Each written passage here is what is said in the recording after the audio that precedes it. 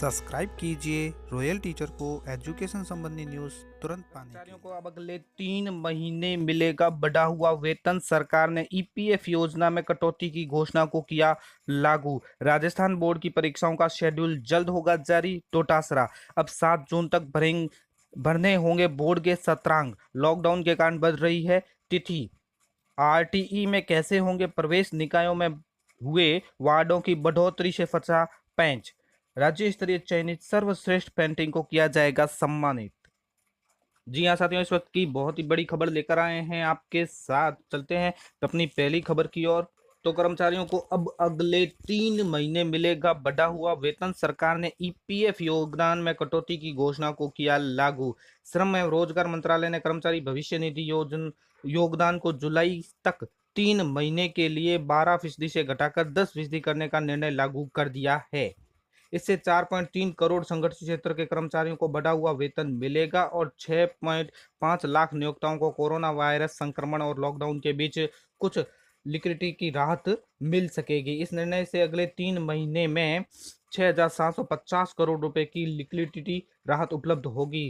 श्रम मंत्रालय द्वारा इस निर्णय को लागू करने से जून और जुलाई अगस्त महीने में कर्मचारियों के हाथ में बढ़ा हुआ वेतन पहुंच सकेगा। इसके साथ ही कर्मचारियों के ईपीएफ अकाउंट में जून जुलाई और अगस्त का ईपीएफ योगदान है वो घट जाएगा। इस कदम के पीछे कारण बताते हुए मंत्रालय ने कहा कि कोरोना वायरस महामारी के संक्रमण को रोकने के लिए 25 मार्च से ही देश में लॉकडाउन लागू है। केंद्र सरकार ने आवश्यक पूछताछ के बाद कर्मचारियों और नियोक्ताओं के हाथ में अधिक लिक्विडिटी पहुंचाने के लिए 9 अप्रैल 1997 की अधिसूचना में संशोधन का निर्णय लिया है।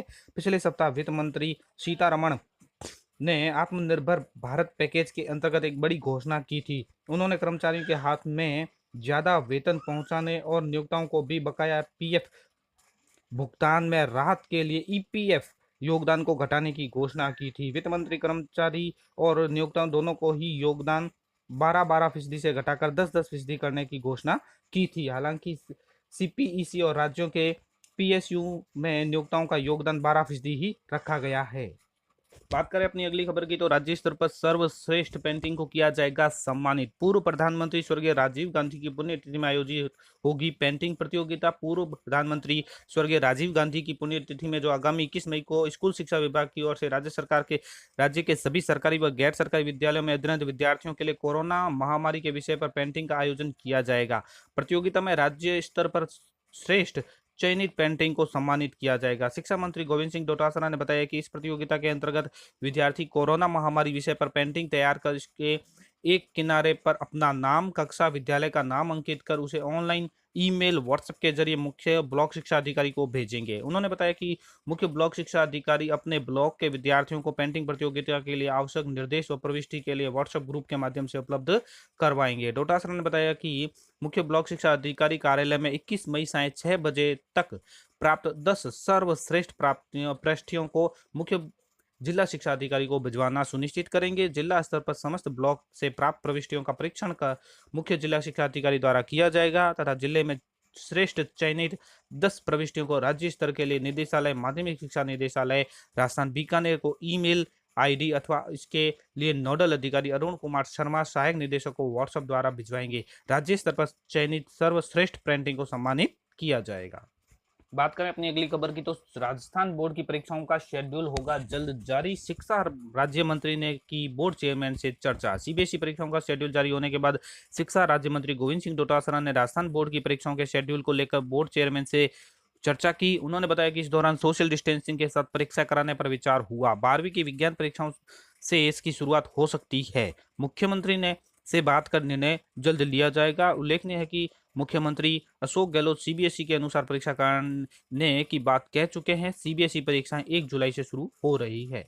बात करें अपनी अगली खबर की, तो अब 7 जून तक भरने होंगे बोर्ड के सत्रांक। लॉकडाउन के साथ बढ़ रही है तिथि। राज्य की माध्यमिक, उच्च माध्यमिक, उपाध्याय, प्रवेशिका, वरिष्ठ उपाध्याय, व्यावसायिक शिक्षा में नियमित पढ़ने वाले बालक बालिकाओं के सत्रांक अब 7 जून तक भेजे जा सकेंगे। इन कक्षाओं के हर विषय में 20% अंक स्कूल स्तर से भेजे जाते हैं। ये सत्रांक विषय में पास और डिवीजन से में जुड़ते हैं। बालकों के पूरे शिक्षा सत्र की उपस्थिति, शैक्षिक व क्रियात्मक गतिविधियों के आधार पर ये सत्रांक भेजे जाते हैं।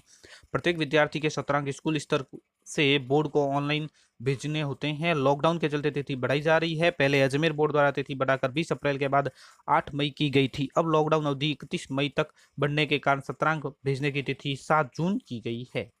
बात करें अपनी अगली खबर में तो आरटीई में कैसे होंगे प्रवेश, निकायों में हुए वार्डों की बढ़ोतरी में फंसा पेंच। शिक्षक अधिकार कानून के तहत निःशुल्क प्रवेश के लिए राजस्थान सरकार के अभिभावकों की सालाना आय 1 लाख से बढ़ाकर 2.5 लाख रुपए कर दी गई है। और लॉकडाउन के कारण प्रवेश में हो रही देरी को देखते हुए बच्चों को आयु में शिथिलता देने का भले ही निर्णय लिया गया हो, लेकिन वार्डों को लेकर अभी भी पेंच फंसा हुआ है।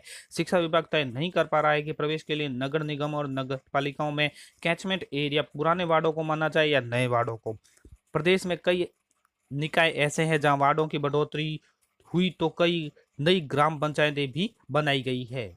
बात करें जयपुर की तो अकेले जयपुर में ही वार्डों की संख्या है वो 91 से बढ़ाकर 250 कर दी गई है। इसी तरह कोटा और जोधपुर सहित कई निकायों में वार्ड बढ़े हैं और प्रदेश में कई नई ग्राम पंचायतों का गठन किया गया है। आरटी में निःशुल्क प्रवेश में सभी स्थानों पर वार्ड और ग्राम पंचायत के निवासी को प्राथमिकता दी जानी है। ऐसे में अभिभावक समझ नहीं पा रहे हैं कि प्रवेश के समय वे पुराना वार्ड अंकित करें या नया वार्ड।